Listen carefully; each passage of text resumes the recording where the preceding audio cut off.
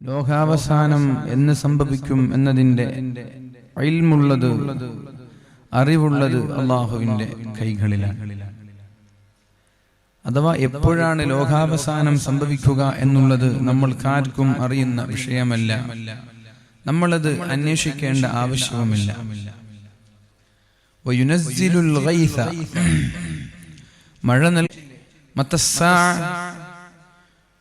മഹാന്മാരായ സ്വഹാബാക്കളൊക്കെ ഇരിക്കുന്ന ഒരു സദസ്സിലേക്ക് വെളുത്ത വസ്ത്രധാരി, ശുഭ്രവസ്ത്രധാരി, മാ അലൈഹി അസറു സഫരി, യാത്രയുടെ ഒരു അടയാളം പോലുമില്ലാത്ത ഒരു യാത്രക്കാരൻ, പൊടിപടലങ്ങൾ ശരീരത്തിലില്ല, വിയർപ്പ് തുള്ളികളില്ല, മുടി ജട കുത്തിയിട്ടില്ല, നല്ലൊരു ഫ്രഷായ ഒരു ജെന്റിൽമാൻ നബിച്ചങ്ങളുടെ മുമ്പിൽ വന്നിട്ട് നബിച്ചങ്ങളുടെ മുട്ടിനോട്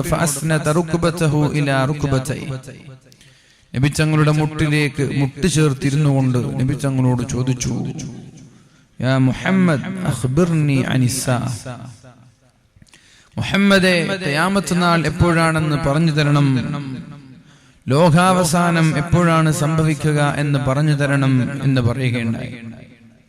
അപ്പൊ നബിച്ചങ്ങൾ പറഞ്ഞ മറുപടി, മൽ മസ്ഊലു അൻഹാ ബിഅഅലമ മിനസ് സാഇൽ, നിങ്ങളെക്കാളും കൂടുതൽ ആ ഒരു വിഷയത്തിൽ എനിക്കറിവില്ല എന്ന്. സ്വഹാബാക്കൾ അത്ഭുതപ്പെട്ടു പോയിട്ടുണ്ട്. നബിച്ചങ്ങൾ പറയാണ്, നിങ്ങളെക്കാളും കൂടുതൽ ആ വിവരത്തിൽ എനിക്ക് വിവരമില്ല, എന്നെക്കാൾ കൂടുതൽ നിങ്ങൾക്കാണ് ആ വിഷയത്തിൽ അറിയുക എന്ന്. അപ്പൊ നബിച്ചങ്ങൾക്ക് ലോകാവസാനം എപ്പോഴാണ് എന്നൊരു വ്യക്തമായ വിവരണം അല്ലാഹുവിന്റെ ഹബീബ് നമ്മൾക്ക് ആർക്കും നൽകിയിട്ടില്ല. നബിത്തങ്ങൾ പറഞ്ഞു, ഇദാ ഖാമത്തിൽ ഖിയാമ, ലോകാവസാനം സംഭവിച്ചു, നിങ്ങളുടെ കൈകളിൽ ഒരു ചെടിയുണ്ട് എങ്കിൽ, അപ്പൊ ഇന്ന് ലോകാവസാനം സംഭവിക്കുകയാണ്, നിങ്ങളുടെ കൈകളിൽ ഒരു ചെടിയുണ്ട് എങ്കിൽ ആ ചെടിയെ നിങ്ങൾ നട്ടു വളർത്തണം എന്നാണ് നബിത്തങ്ങൾ പറഞ്ഞത്. ലോകാവസാനമല്ലേ, ഇനി എന്തിനാ ഈ ചെടി, ആർക്കാ ഈ ചെടി കൊണ്ട് എന്ത് പ്രയോജനമാണ്, ഇത് നട്ടു വളർത്തേണ്ട ആവശ്യം എന്താ?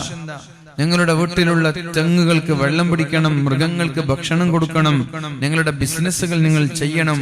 ലോകാവസാനം എന്ന് പറഞ്ഞ് നിങ്ങൾ എല്ലാ കാര്യങ്ങളിൽ നിന്നും മാറി നിൽക്കരുത് എന്നൊരു സന്ദേശമാണ് അള്ളാഹുവിന്റെ ഹബീബായ റസൂലുള്ളാഹി തങ്ങൾ നമ്മൾക്ക് നൽകുന്നത്. അഥവാ ലോകാവസാനം എന്ന് വിചാരിച്ച് നിങ്ങൾ ഒന്നിൽ നിന്നും പിന്മാറരുത്, നിങ്ങളുടെ പ്രവർത്തനങ്ങളൊക്കെ നിങ്ങൾ ചെയ്യണം. നമ്മൾക്കൊരു ശുഭാപ്തി വിശ്വാസവും മുന്നേറാനുള്ള ധൈര്യവും നിങ്ങൾ ഒതുങ്ങിക്കൂടരുത് എന്നൊരു സന്ദേശവും ഈ മഹത്തായ ഹദീസിലൂടെ അല്ലാഹുവിന്റെ ഹബീബ് സല്ലല്ലാഹു അലൈഹി വസല്ലം പഠിപ്പിച്ചു തരികയാണ്.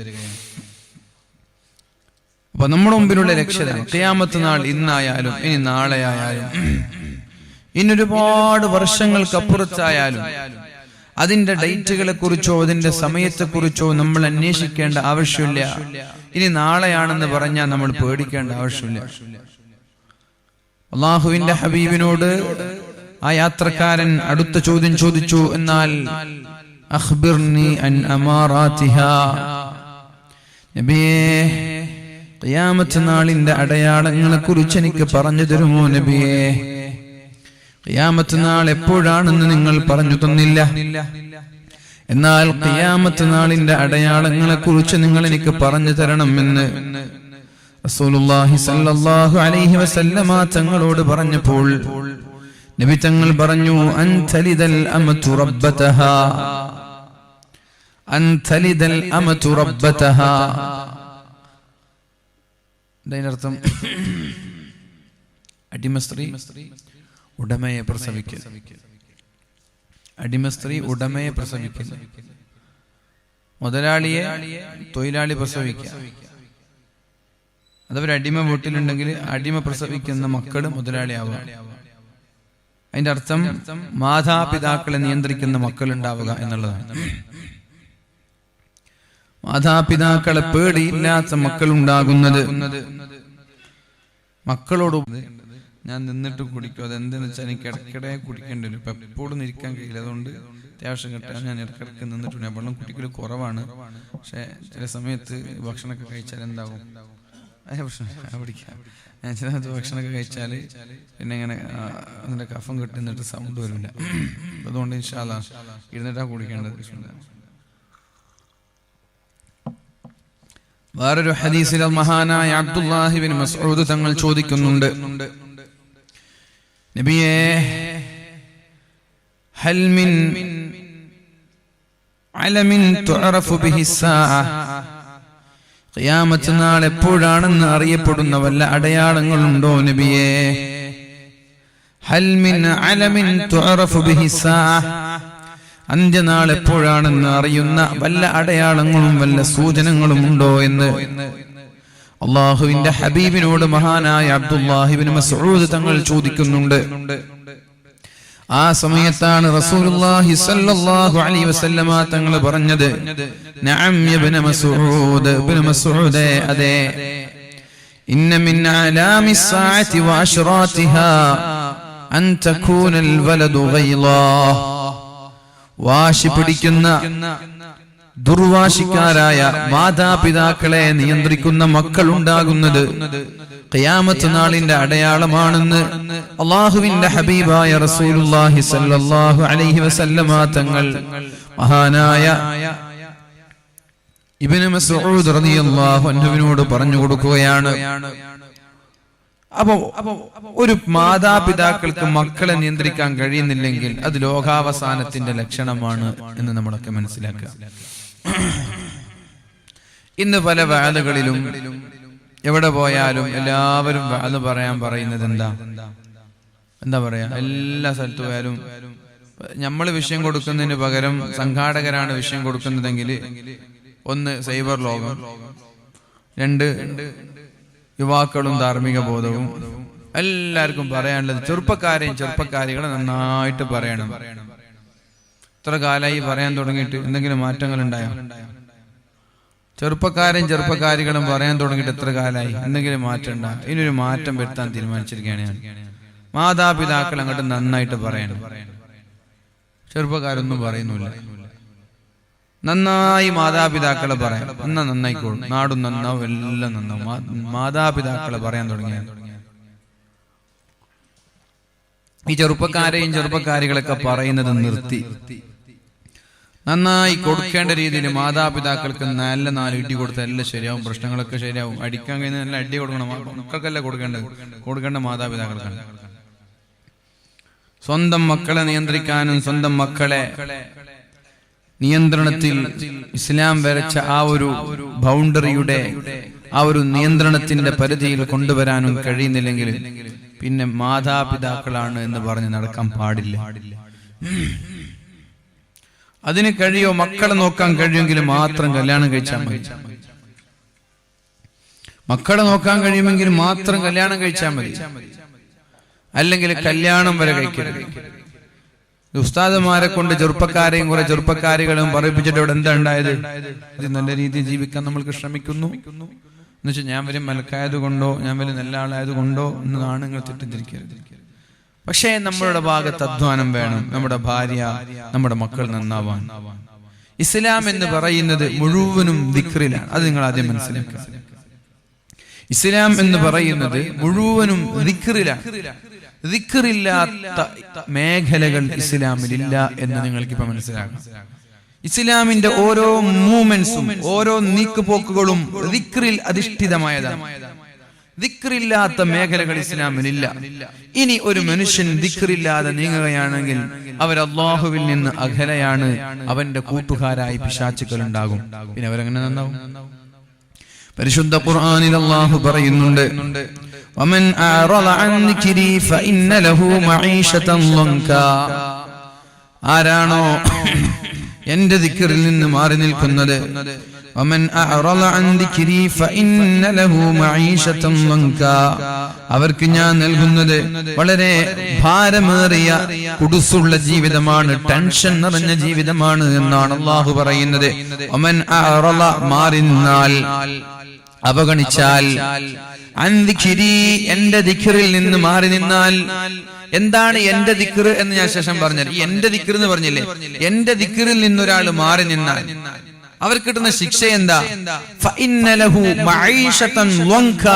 കൺജസ്റ്റഡ് ആയ ജീവിതം, കുടുസായ ജീവിതം. ജീവിതത്തിൽ സമാധാനം ഉണ്ടാവില്ല. മക്കളെ ഓർത്ത് എപ്പോഴും ടെൻഷൻ. പൈസ ഇഷ്ടം പോലെ ഉണ്ടാവും, എന്നാൽ മക്കളെ കൊണ്ടൊരു സ്വസ്ഥത കിട്ടൂല. കല്യാണം കഴിച്ച ഭാര്യയെ കൊണ്ടൊരു ടെൻഷൻ കിട്ടൂല. ബിസിനസ് തുടങ്ങിയ സ്റ്റാഫിനെ കൊണ്ടൊരു സുഖം കിട്ടൂല. ജീവിതം മുഴുവനും ടെൻഷൻ. ആകെ ഒരു ഇടുങ്ങിയതുപോലെ, എല്ലാവരും നമ്മെ ഒറ്റപ്പെടുത്തുന്നത് പോലെ, എല്ലാവരും നമ്മളിൽ നകലുന്നത് പോലെ, എന്തോ ഒരു വീർപ്പുമുട്ടി ജീവിക്കേണ്ടി വരുമെന്നാ പറഞ്ഞത്. എന്റെ ദിക്റിൽ നിന്ന് മാറി നിൽക്കുന്ന ആളുകൾക്ക് ഈ രീതിയിലുള്ള കുടുസായ ജീവിതം ഞാൻ നൽകുമെന്നാണ് അല്ലാഹു പരിശുദ്ധ ഖുർആനിൽ പറഞ്ഞത്. അത് മാത്രാണോ?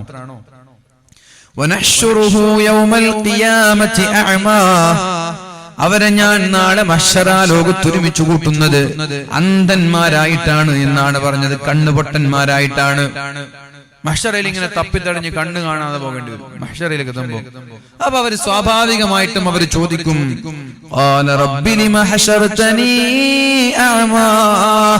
അല്ലാഹുവേ, എന്തിനാണ് എന്നെ കണ്ണ് പൊട്ടനാക്കിയത്? എന്തിനാണ് എന്നെ അന്ധനാക്കിയത്? വഖദ് കുന്തു ബസീറാ, എനിക്ക് നീ കാഴ്ച ശക്തി തന്നിട്ടുണ്ടല്ലോ ദുനിയാവിൽ കണ്ണിന് കാഴ്ച ശക്തി തന്ന നീ എന്നെ കണ്ണ് പൊട്ടനാക്കി അന്ധനാക്കി മാറ്റിയത് എന്ന് അള്ളാഹുവിനോട് മഹ്ശറയിൽ വെച്ചവർ ചോദിക്കുമെന്നാണ്. അപ്പോഴാണ് അല്ലാഹു പറയുന്നത്, ഖാല കദാലിക അതത്ക ആയാതുനാ ഫനസീതഹാ, നിനക്ക് എന്റെ ദൃഷ്ടാന്തങ്ങൾ ഒരുപാട് വന്നിട്ടില്ലയോ? വഅലുകൾ ഒരുപാട് കേട്ടിട്ടില്ലയോ? എത്രയോ വഅലുകൾ കേട്ടിട്ടുണ്ട്.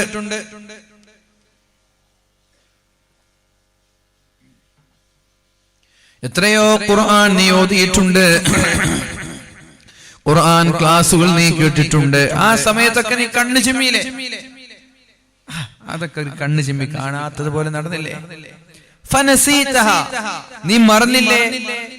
ദുനിയാവിൽ ഇവിടെ നിനക്ക് അറിയാഞ്ഞിട്ടൊന്നുമില്ല. അറിയാതെ ഒരാൾ തെറ്റ് ചെയ്താൽ ഓക്കെ, അല്ലാഹു ശിക്ഷിക്കൂല. അറിയാതെ ഒരു മനുഷ്യൻ തെറ്റ് ചെയ്താൽ പടച്ചോൻ ശിക്ഷിക്കൂല.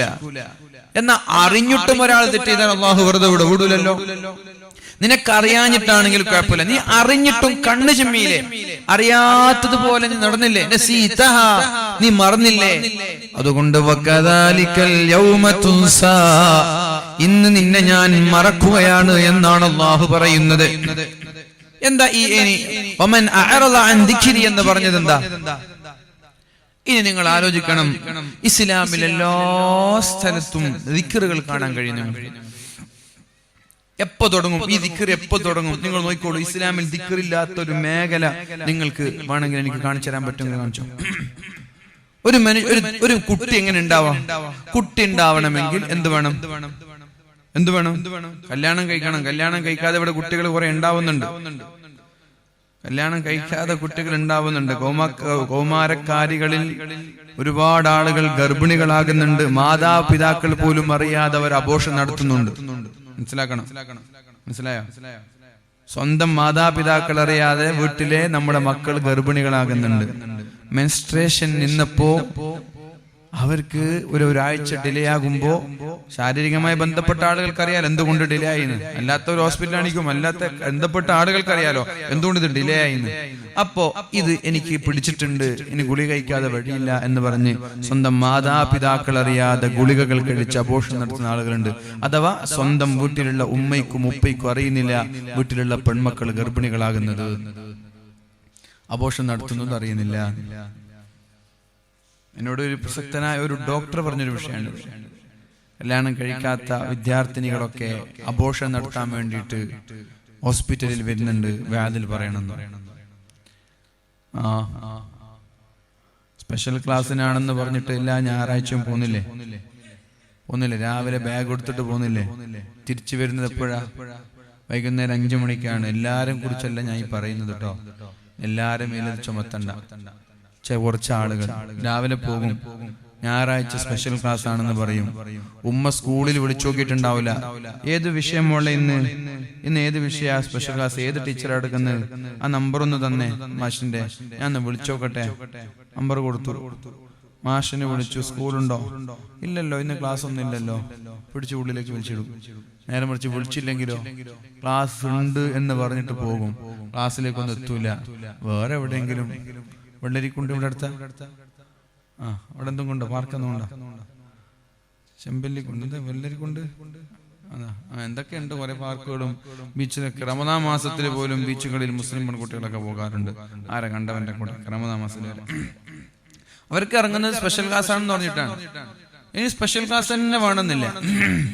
എല്ലാ ദിവസവും 5 ദിവസം സ്കൂൾ ഉണ്ടെങ്കിൽ ഒരു ദിവസം കട്ടാക്കിയാൽ മതി.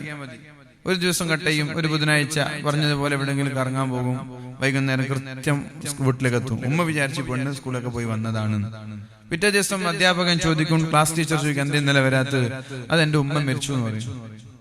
ഉമ്മ മരിച്ചു പറഞ്ഞാൽ കുറച്ച് ഓവറെ വേഗം പിടിക്കും. അതുകൊണ്ട് കുറച്ച് ഉപ്പുപ്പ മരിച്ചെന്നോ അല്ലെങ്കിൽ തലവേദന, പല്ല് വേദന, എന്തെങ്കിലും പറഞ്ഞ് ഒപ്പിക്കും.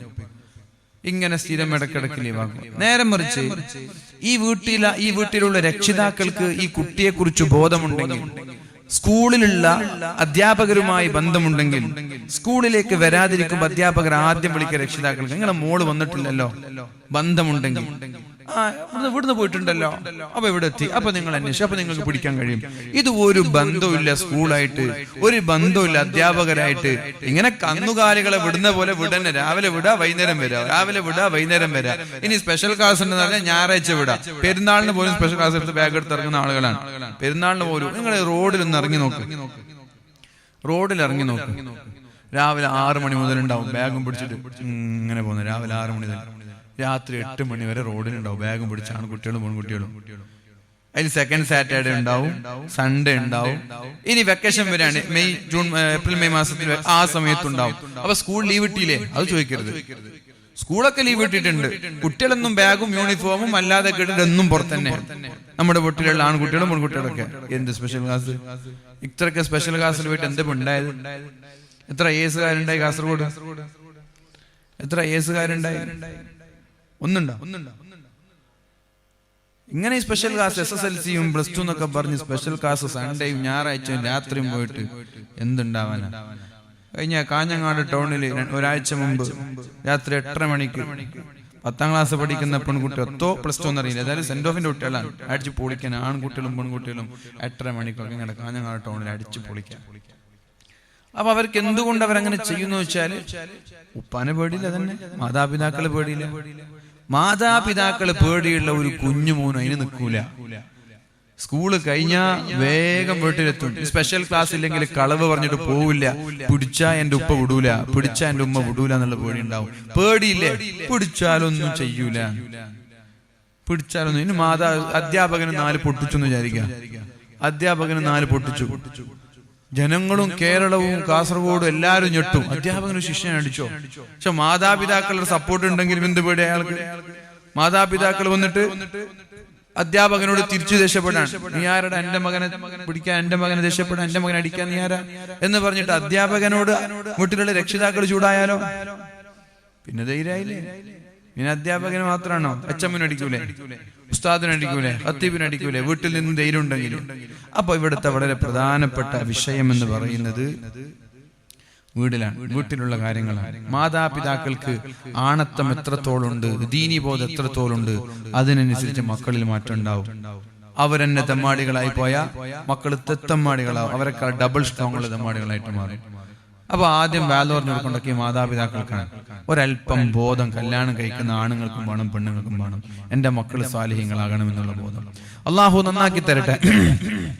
അപ്പൊ ദിക്ർ എപ്പോഴായി തുടങ്ങുക? എപ്പോഴാ ഒരു ദാമ്പത്യ ജീവിതം തുടങ്ങുന്നത്? എപ്പോഴാ? ഒരാണും പെണ്ണും കല്യാണം കഴിക്കുമ്പോഴാണ്. ഒരു കുടുംബ ജീവിതം എന്ന് പറയുന്നത് വൈവാഹിക ജീവിതത്തിലൂടെ ഉണ്ടാവുക. അപ്പൊ കല്യാണം കഴിക്കുമ്പോഴല്ല ദിക്ർ തുടങ്ങുന്നത്. ദാമ്പത്യ ജീവിതം തുടങ്ങുന്നതിനു മുമ്പേ ഒരു ദിക്റുണ്ട്. ആ ദിക്ർ നിരന്തരമായി ആവർത്തിച്ചു കൊണ്ടിരിക്കണം. ആര്? മക്കള് സ്വാലിഹീങ്ങളാകണം എന്നാഗ്രഹിക്കുന്നവർ. ഏതാണ് ആ ദിക്ർ? ربنا هب لنا من ازواجنا وذرياتنا قرة اعين واجعلنا للمتقين اماما. അല്ലാഹുവേ, ഒരു 18 വയസ്സായ ഒരു ചെറുപ്പക്കാരൻ SSLC പഠിക്കാണ്. 15 വയസ്സായ ഒരു ചെറുപ്പക്കാരൻ SSLC പഠിക്കാണ്. അവനും ഈ ദുആ ചെയ്യണം. അവന് കല്യാണമൊന്നും ആയിട്ടില്ല, ഭാര്യ ആയിട്ടില്ല, കല്യാണം കഴിക്കാനുള്ള പ്രായമായിട്ടില്ല. പക്ഷെ അവനും ദുആ ചെയ്യണം. 15 വയസ്സായിട്ടുള്ളൂ. അല്ലാഹുവേ, കൺകുളിർമയുള്ള ഭാര്യ എനിക്ക് നീ തരണേ അല്ലാഹ്. കൺകുളിർമയുള്ള മക്കളെ നീ എനിക്ക് തരണേ അല്ലാ എന്ന് 15 വയസ്സായ ഒരു ചെറുപ്പക്കാരൻ ദുആ ചെയ്യണം. കല്യാണം കഴിഞ്ഞാൽ നിർത്താൻ പാടുണ്ടോ? ഇല്ല. കല്യാണം കഴിഞ്ഞാലും ആ പ്രാർത്ഥന തുടരണം. മക്കളുണ്ടായ നിർത്താൻ പാടുണ്ടോ? ഇല്ല. മക്കളുണ്ടായാലും ആ പ്രാർത്ഥന തുടരണം, മരണം വരെ തുടരണം. കല്യാണം കഴിയാത്തവർ ആണാണെങ്കിൽ അല്ലാഹുവേ എനിക്ക് നല്ലൊരു ദീനീ ബോധമുള്ള ഇണയെ തരണമെന്നാണ്. കല്യാണം കഴിഞ്ഞാൽ അല്ലാഹുവേ എന്റെ ഭാര്യയെ ദീനീ ബോധമുള്ള ഭാര്യയാക്കണേ എന്നാണ്. മക്കളുണ്ടായാൽ അല്ലാഹുവേ സ്വാലിഹീങ്ങളായ മക്കളാക്കണമെന്നാണ്. മക്കളില്ലെങ്കിൽ സ്വാലിഹായ മക്കളെ തരണമെന്നാണ്. മരണം വരെ ദുആ ചെയ്യണം. അഥവാ പ്രായപൂർത്തിയെത്തിയ ഒരാൾ ഓരോ നിസ്കാര ശേഷവും ചെല്ലേണ്ട ഒരു ദിക്റാണ്, ഒരു ദുആ ആണ്. റബ്ബനാ ഹബ് ലനാ മിൻ അസ്വാജിനാ وذرياتنا قرة أعين وجعلنا للمتقين إماما. ഒരു പെണ്ണാണെങ്കിലോ അല്ലാഹുവേ എനിക്ക് നീ നല്ലൊരു ഭർത്താവിനെ തരണം, ദീനുള്ള ഭർത്താവിനെ. കല്യാണം കഴിഞ്ഞിട്ട് ആ പെണ്ണ് ദുആ ചെയ്യുകയാണെങ്കിൽ അല്ലാഹുവേ എനിക്ക് തന്ന ഭർത്താവിനെ ദീനുള്ള ഭർത്താവാക്കണേ എന്നാണ്. മക്കൾ ഉണ്ടാകുന്നതിന് മുമ്പാണെങ്കിൽ സ്വാലിഹായ മക്കളെ തരണമെന്നാണ്. മക്കൾ ഉണ്ടായി കഴിഞ്ഞാൽ തന്ന മക്കളെ സ്വാലിഹീങ്ങളാക്കണമെന്നാണ്. ഈ ഒരു ദിക്റാണ് ആദ്യമായിട്ട് തുടങ്ങുന്നത്. അപ്പൊ ഇത് കല്യാണം കഴിയുന്നതിന് മുമ്പ് നാം കുടുംബജീവിതത്തിൽ ഇങ്ങനെ പോവാണ്. കല്യാണം കഴിയുന്നതിന് മുമ്പുള്ള ഒരു ദിക്റാണ്. ഇനി നമ്മൾക്ക് ദാമ്പത്യ ജീവിതത്തിലേക്ക് വരാം. കല്യാണ പ്രായത്തിൽ കല്യാണം കഴിക്കാൻ തീരുമാനമായി. അങ്ങനെ പെണ്ണ് കാണാൻ പോയി.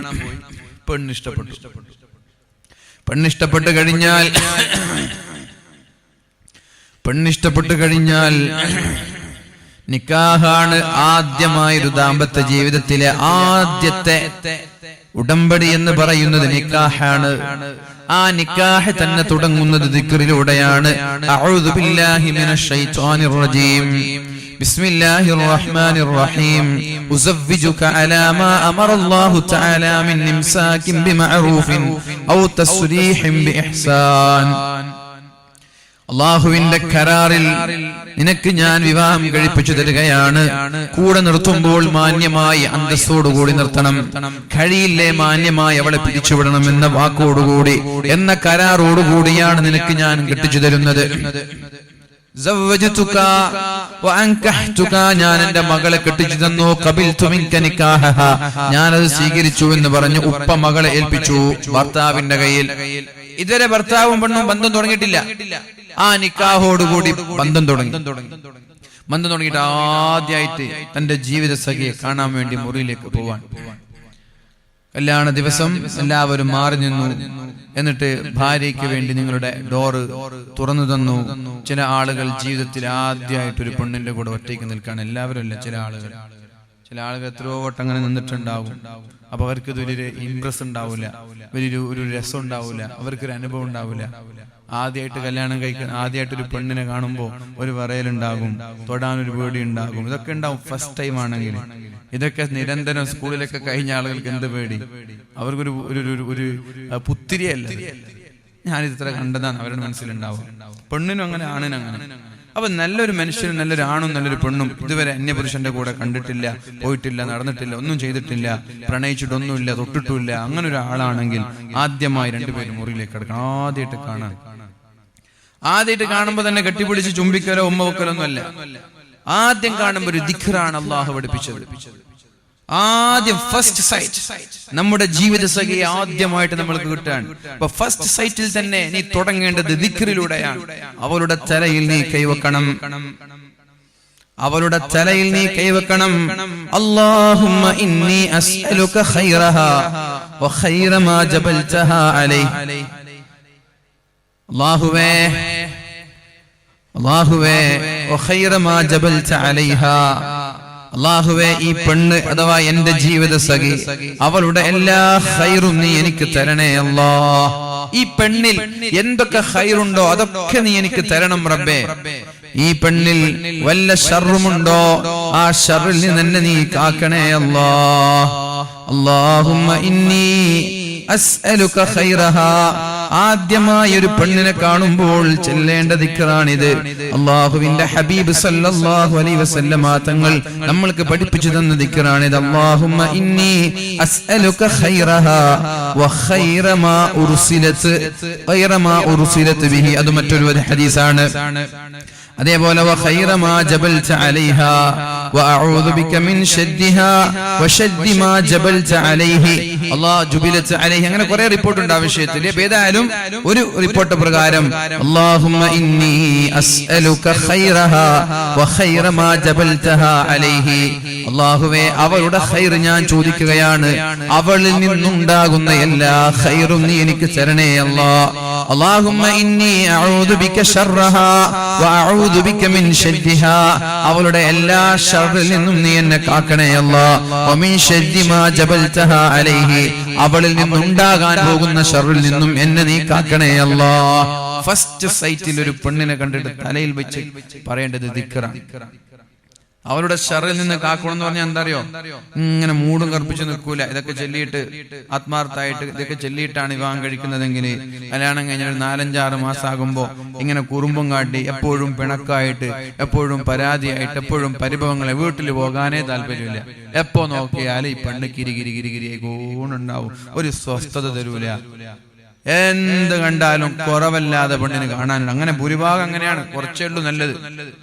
അറിഞ്ഞിടത്തോളം മനസ്സിലാക്കിയിടത്തോളം ബഹുഭൂരിഭാഗം ഈ സ്വഭാവക്കാരാണ്. ഒരു 25% നല്ല ടീമുള്ളൂ. ഒരു അച്ചടക്കത്തോടെ ഒരു മര്യാദയോടൊക്കെയുള്ള കുറച്ചെണ്ണുള്ളൂ. ബാക്കിയൊക്കെ പുതിയാപ്പളമാരെ ചൊറാക്കുന്ന ടീം തന്നെയാണ്. അതിന് ആര് നിഷേധിച്ച ഞാൻ അറിഞ്ഞിടത്തോളം ബഹുഭൂരിഭാഗം സംഭവങ്ങൾ ഇങ്ങനെ തന്നെയാണ് മനസ്സിലാക്കിയെടുത്തോളം.